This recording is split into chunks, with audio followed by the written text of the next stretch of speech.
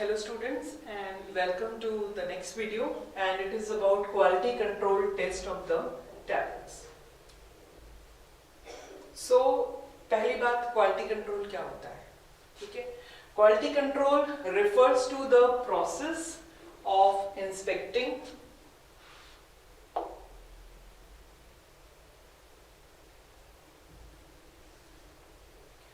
it refers to the process of inspecting and testing products or processes को भी हम inspect करते हैं to ensure they meet specific standards and guidelines. ठीक है, तो quality control का क्या मतलब हुआ? हमें inspect करना है. किसको inspect करना है? हमें testing products यानी कि products जो बन के आ रहे हैं उनका test करना है, जो प्रोसेस उसमें यूज हो रही है उसको भी हमें टेस्ट करना है. और क्यों करना है? क्योंकि हमें इंश्योर करना है कि स्पेसिफिक स्टैंडर्ड्स एंड गाइडलाइंस जो हैं वो फॉलो हो रही हैं and they are meeting those guidelines. जो भी उनके प्रोसीजर्स लिखे हैं, गाइडलाइंस हैं, वो फॉलो हो रही हैं and they are fulfilled, they are meeting those guidelines. Okay, this involves identifying and addressing defects or irregularities to maintain a high level of quality in the final product. ठीक है, तो इसमें क्या हुआ? This involves, inspection में क्या involve रहता है? Identifying, पहले identify करो कि defect क्या है, फिर उसको address करो. address मतलब समझो कि क्यों हुआ है और इसको हम कैसे ठीक कर सकते हैं. ठीक है, यानी कि causes identify करो और उसकी फिर remedy करो, उसको address करो. डिफेक्ट्स किसको एड्रेस करना है? डिफेक्ट्स और इरेगुलरिटी. अगर कोई इरेगुलरिटी किसी प्रोसीजर में, किसी भी तरह का हमें कोई डिफेक्ट मिलता है या कोई स्टैंडर्ड ऑपरेटिंग प्रोसीजर्स फॉलो नहीं हो रहे हैं, to maintain high level of quality in the final product, यानी जो फाइनल प्रोडक्ट आएगा उसकी हाई लेवल ऑफ क्वालिटी. यहाँ पे हम किसकी बात कर रहे हैं? क्वालिटी कंट्रोल की बात कर रहे हैं. तो क्वालिटी हमको सबसे पहले मेंटेन करनी है. Okay, Now types of test involved in quality control of tablet. तो यहाँ पे दो तरह के टेस्ट आप देख सकते हैं स्क्रीन पे. एक तो है नॉन ऑफिशियल टेस्ट, एक है official test. Non official test को हम अनऑफिशियल टेस्ट भी कहते हैं. ये कई बार आपके एग्जाम में पूछा भी गया है एंड सेमेस्टर में AKTU के, कि नेम 2 नंबर के क्वेश्चन में आ जाता है what are the unofficial test for the tablet. तो उसमें हम सबसे पहले बात करते हैं जनरल अपीयरेंस की. तो जब हम जनरल अपीयरेंस की बात करते हैं तो उसमें क्या आता है? Size, shape, thickness and diameter. ठीक है, ये 4 चीजें आ जाती हैं. थिकनेस टेस्ट यहाँ पे ऑलरेडी लिखा हुआ है. ठीक है, तो इसमें आप समझ लीजिए साइज, शेप, डायमीटर. ठीक है, ये सारी चीजें आ रही है. ठीक है, उसके बाद हम चेक करते हैं उसका थिकनेस कितना है, उसका हार्डनेस कितना है एंड फ्राइबिलिटी टेस्ट कितना है. ठीक है, अब ये सब जो चीजें हैं, साइज, शेप, डायमीटर, थिकनेस, उसके अलावा उसका कलर कैसा है टैबलेट का. जैसे हमने अगर कोई डाई यूज करी है तो जैसा कलर आना चाहिए क्या वैसा आ रहा है कि नहीं आ रहा है, वो भी हम साथ में देखते हैं. ठीक है, तो यहाँ पे आपका कलर भी आ जाता है, ऑर्डर भी आ जाता है कि उसमें से कोई डिफरेंट स्मेल तो नहीं आ रही है या अजीब सी पंजेंट स्मेल तो नहीं आ रही. हो सकता है कोई ऐसा इंग्रेडिएंट हो जिसने ग्रैन्यूल्स बनने के बाद में या टेम्परेचर से पास होकर के कुछ चेंजेस हो गए हों, तो ऑर्डर भी नहीं आनी चाहिए. ठीक है, अब जब बात करते हैं थिकनेस की, तो जितना क्लेम कर रहा है वो कंपनी, जितना क्लेम कर रहे हैं कि हमें इतनी थिकनेस की टैबलेट, जो डिसाइड हुआ है मतलब, ठीक है, कि इस इतने थिकनेस की टैबलेट होनी चाहिए, वो प्री डिफाइंड रहता है. तो उतनी थिकनेस आ रही है कि नहीं आ रही है वो चेक करना है. हार्डनेस टेस्ट, हार्डनेस टेस्टर में हम यूज करते हैं Monsanto test, Monsanto hardness tester, वो आगे की स्लाइड में आपको बताएंगे. तो हार्डनेस कितनी होनी चाहिए? 4 to 8 kg वेट, उतना वो ले सके. ठीक है, उतना होना चाहिए. फ्राइबिलिटी का जो रहता है parameter, that is not more than 1%. Maximum percent weight loss जो होता है, इसको भी हम आगे डिस्कस करेंगे.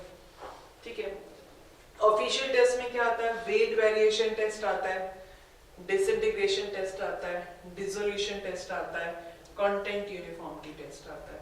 वेट वेरिएशन में क्या आएगा आपका कि हम यहाँ पे 20 टैबलेट लेंगे, सबका वेट मेजर करेंगे और देखेंगे कि परमिसिबल लिमिट से बाहर नहीं होना चाहिए। यानी कि यूजुअली जितना भी हमने वेट उसका क्लेम किया है, अगर हमने 500 mg किया है कि पूरे टैबलेट का वेट 500 mg होना चाहिए, तो 85 से लेकर के 115% तक का डेविएशन अलाउड रहता है। ठीक है। डिसइंटीग्रेशन टेस्ट में पैरामीटर्स हैं इंडियन फार्माकोपिया के हिसाब से कि कितना होना चाहिए डिसइंटीग्रेशन। एक टैबलेट 15 मिनट के अंदर डिसइंटीग्रेट हो जानी चाहिए as per Indian pharmacopoeia. Dissolution test, इसमें हमें देखना होता है कि हम डिफरेंट टाइम इंटरवल्स पे सैंपल विड्रॉ करते हैं और देखते हैं कितना ड्रग डिसॉल्व हुआ है। इसका भी पूरा प्रोसीजर होता है जो कि आईवी में ऑफिशियली दिया हुआ है। कंटेंट यूनिफॉर्मिटी, अगर हमने बोला है कि हमारी टैबलेट के अंदर 10 mg ड्रग है तो क्या वाकई है कि नहीं है, दैट इज कंटेंट यूनिफॉर्मिटी। और हम सैंपल लेते हैं, उसमें 10-12 टैबलेट को लेते हैं और हम देखते हैं, हर टैबलेट का टेस्ट करते हैं और देखते हैं कि क्या वाकई में 10 mg उसके अंदर है कि नहीं है। और अगर वो वेरी कर रही है, ठीक है, तो कितना वेरी कर रही है और कितना वेरिएशन अलाउड है as per the IP guidelines. Okay, जैसा भी मैंने डिस्कस किया था पिछली स्लाइड में, general appearance, the appearance of a tablet is crucial for patient compliance and identification. तो ये बहुत जरूरी है क्योंकि पेशेंट को मालूम है कि ये नीले रंग की गोली है, ठीक है, और मैं तो हमेशा यही खाता हूं, ठीक है, तो वो इससे आइडेंटिफाई करता है। वो ये कहता है यार पीले रंग की लंबी सी गोली थी, थोड़ा सा इस शेप में, वही दवाई मैं खाता हूँ जब मुझे पेन होता है या मुझे पेट में दर्द होता है। तो पेशेंट कंप्लायंस के हिसाब से अपीयरेंस ऑफ टैबलेट पे बहुत फर्क पड़ता है। अगर इसमें हम कुछ चेंज करते हैं या मान लीजिए ये टैबलेट थोड़ा लाइट येलो कलर में आ जाती है, प्रोड्यूस होकर के मैन्युफैक्चर होकर, तो पेशेंट को लगेगा अरे कहीं टैबलेट खराब तो नहीं है, ठीक है। तो इसलिए जो अपीयरेंस है टैबलेट का वो बहुत इंपॉर्टेंट है with respect to patient compliance and identification. क्योंकि ज्यादातर अगर कोई अनपढ़ आदमी है या थोड़ा कम पढ़ा लिखा है, दवाइयों की उसको समझ नहीं है, तो वो इसी से आइडेंटिफाई करता है, ठीक है। तो ये हमें ध्यान रखना पड़ेगा। The control of the appearance of a tablet includes the measurement of number of attributes such as tablet's shape, जो मैंने बताया था आपको, surface texture कैसा है, diameter, thickness, कोई उसमें unnecessary या pungent या irritable odor नहीं होना चाहिए, उसका टेस्ट वगैरह। टेस्ट हम कब मेजर करते हैं, जब हम chewable tablet मैन्युफैक्चर करते हैं, उस केस में हमें टेस्ट भी देखना होता है, ठीक है।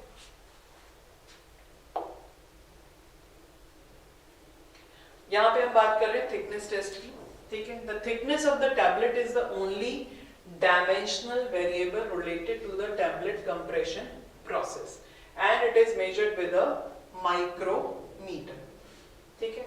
तो यहाँ पे ये किस थिकनेस जो है किसको रिलेट कर रही है, टैबलेट कंप्रेशन प्रोसेस को। वहां पे कौन सी डाई, कौन सी पंच यूज किया गया है, वहां पे ये इसको चेक करते हैं। तो आप अगर आप ये डायग्राम देखें माइक्रोमीटर का, ठीक है, तो यहाँ पे ये मेजरिंग फेसेस है, यहाँ पे रखा जाता है टैबलेट को। ये एनविल हो गया, ये स्पिंडल हो गया, मेन स्केल, ये सर्कुलर स्केल, इसको थिम्बल बोलते हैं, ये रैचेट स्टॉप है, ये स्लीव विद वर्नियर ग्रेजुएशंस है और ये यू फ्रेम है, ठीक है। ये कुछ इस तरह का रहता है। इसके बीच में हम टैबलेट को रखते हैं और यहाँ से हम इसको घुमाते हुए इसको फिक्स करते हैं टैबलेट को। ये स्पेस ज्यादा रहती है, टैबलेट को बीच में रखेंगे और उतना फिक्स करेंगे जहां तक वो टैबलेट उसमें फंस जाए, और उसके बाद हम यहाँ से मेजर कर लेंगे कि इसकी थिकनेस कितनी है। Hardness test, the breaking force of the tablet is commonly called hardness. यानी ब्रेकिंग फोर्स ऑफ टैबलेट मतलब क्या हुआ, कितने फोर्स पे वो टैबलेट ब्रेक हो रही है, ठीक है। ऐसा भी नहीं होना चाहिए कि हमने टैबलेट हाथ में ली और वो टूट गई, ऐसा बिल्कुल नहीं होना चाहिए, वरना पेशेंट उसको खाएगा कैसे, ठीक है। तो टैबलेट की हार्डनेस उतनी होनी चाहिए कि जब टैबलेट मैन्युफैक्चर होके कन्वेयर बेल्ट्स पे जा रही है पैकिंग के लिए, फिर पैकिंग मशीन में वो हॉपर के थ्रू जा रही है, फिर ब्लिस्टर पैकिंग या स्ट्रिप पैकिंग में पैक हो रही है, तो उतना जो ट्रांजिशन है उतने उसको बियर कर सके। अगर वो टैबलेट हार्ड इनफ नहीं होगी तो वो रास्ते में ही टूट जाएगी, ठीक है। तो सारा जो है सब बेकार हो जाएगा, टूटी हुई टैबलेट तो कोई भी पेशेंट नहीं खाएगा, ठीक है। And this is also known as the crushing strength test, यानी कि कितने स्ट्रेंथ पे वो क्रश हो जा रही है, ठीक है। Tablets require a definite amount of hardness to withstand mechanical shocks of handling in manufacture, packaging and transportation without affecting the disintegration limit. यानी कि मैकेनिकल शॉक जो होते हैं हैंडलिंग, मैकेनिकल यानी कि इधर से उधर टैबलेट गिर रही है, हॉपर में गिर रही है, ठीक है, फिर वो ब्लिस्टरिंग मशीन में आ रही है, ठीक है, तो ये सब होते हैं मैकेनिकल शॉक्स, ठीक है, ड्यूरिंग मैन्युफैक्चर, पैकेजिंग और ट्रांसपोर्टेशन। अब स्ट्रिप्स की पैकिंग कैसे होती है, कार्टन्स के अंदर होती है, एक के ऊपर एक स्ट्रिप्स पैक होती हैं। अब उसके बाद वो सारा पैक होकर के सामान जा रहा है, ट्रक्स में जा रहा है, तो ट्रक्स में भी मतलब रोड पे चल रहा है ट्रक, तो वहाँ पे भी शॉकर्स हैं, गड्ढे हैं, स्पीड ब्रेकर है, तो ऐसा नहीं हो कि वो टैबलेट जो है वो रास्ते में ही टूट जाए, ऐसा भी नहीं होना चाहिए। Equipments used in hardness test are Monsanto tester, Pfizer hardness tester, Strong Cob hardness tester, Arbica hardness tester। 4 तरह के टेस्टर यूज होते हैं। ये Monsanto टेस्टर है, आप यहाँ पे देखें, इसके बीच में एक टैबलेट यहाँ पे रखी हुई है और फिर यहाँ पे इसको, ये जो नॉब है इसको हम रोटेट करते हैं, रोटेट करते जाते हैं और फिर हम देखते जाते हैं कि कौन से पॉइंट पे आके वो टैबलेट टूट गई। तो वो जहाँ पे ये जो पिस्टन है ये मूव करता है, ठीक है, यहाँ पे अगर मान लीजिए यहाँ पे आके रुकता है, ठीक है, तो यानी ये 5 नंबर है, यहाँ पे आके रुका यानी कि 4 kg के स्ट्रेंथ पे वो आके टूट गई है टैबलेट, तो that is in the permissible range.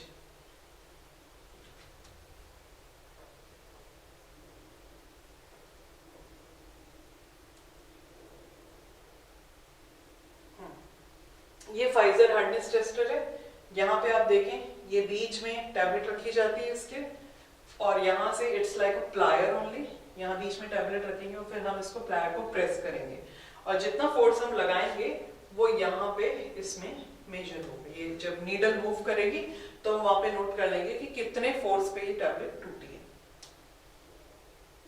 ठीक है। Now coming to the friability test. Friability test is the Friability test is the phenomenon where the surface of the tablet, ठीक है, surface of the tablet is damaged or shown a site of damage due to mechanical shock। कि अगर mechanical shock लगता है तो उसका surface कितना damage हो रहा है। The main purpose of this test is to evaluate the ability of the tablets to withstand the breakage। To withstand the breakage यानी breakage, जब अगर वो गिरती है तो वो कितना अपने आप को उसके अंदर स्ट्रेंथ है कि वो टूटेगी नहीं। To withstand the breakage during the transportation and handling।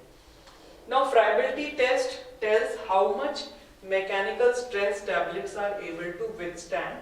कितना mechanical stress वो बर्दाश्त कर सकते हैं, कितना stress ले सकते हैं, withstand during their manufacturing, distribution and handling by the customer। अब यहाँ पे यूज होता है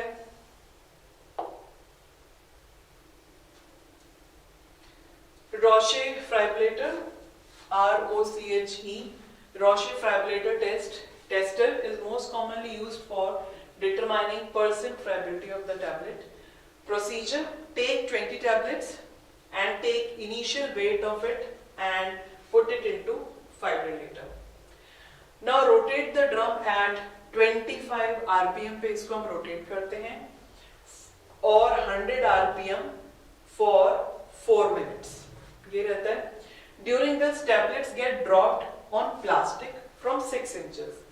तो ये जो है, ये जो प्लास्टिक का एक वो रहता है, ये हॉलो है, ठीक है, और इसके बीच में यहाँ पे इस तरह से एस शेप में एक सपोर्ट दिया हुआ है जिसके ऊपर हम टैबलेट रखते हैं। और जब ये रोटेट करता है, ये जो ड्रम है प्लास्टिक का, तो जब ये ऊपर जाता है तो टैबलेट इस हाइट से लेके यहाँ तक गिरती है, and that height is 6 inches.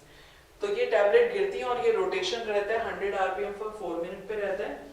और इसको हम जब रोटेट होता है उसके बाद में क्या होता है, फिर हम मेजर करते हैं after 4 minutes calculate the final weight of the tablet and calculate the percent fragment. यानी कि जब हमने उन टैबलेट्स को इसमें रन किया उसके बाद टैबलेट्स कुछ टूटेंगे, सरफेस उसका कुछ टूटेगा, ठीक है। तो वो जो टैबलेट है उनको फ्रैगलेटर में रखने से पहले एक बार हम वे करेंगे कि कितना वेट है, उसके बाद इसमें रखेंगे, फिर ये चलेगा, ठीक है। उसके बाद जो थोड़ी जो भी टूट फूट हुई है उसके बाद हम टैबलेट्स को फिर से वे करेंगे कि कितनी टैबलेट जो भी है मटेरियल टूटा हुआ सा उसको हम वे करेंगे और फिर हम उसको कैलकुलेट करेंगे परसेंट फ्राइबिलिटी। कैसे करेंगे कि weight after friability test divided by initial weight multiply by 100, तो हमें मिल जाएगा परसेंट फ्राइबिलिटी।